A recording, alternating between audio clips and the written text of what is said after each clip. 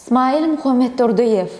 Kabul et köngül kelamım. Adındadır awrayın agramay, roşan yolun yediklima yayrady. Kerem yerlen ıkbal üdürü bayrağı, asman yıllılarının hadisasın sen, destanlara dönün tarifasın sen, aydın olup hengama hen getiren goca dünyanın juwan tarihasın sen. Şäheri sen şöhratlaryň şanlaryň, ägirtliň meskeni çağ buçağlaryň, hemim ihlasyndan dören şahlaryň, eýamlaryň hakydata asly sen, rowaşlyň täze gelen pasly sen, il ulusyň ýüze silip diýdigi arşyň aýy, göğüň güni misli sen.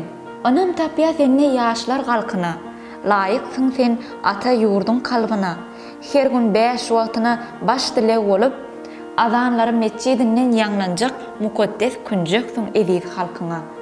Gözlere däl gögünlere düşensiň, ömrüň günlerini güller düşersin. Wer diýilse sen ýadyma düşersiň.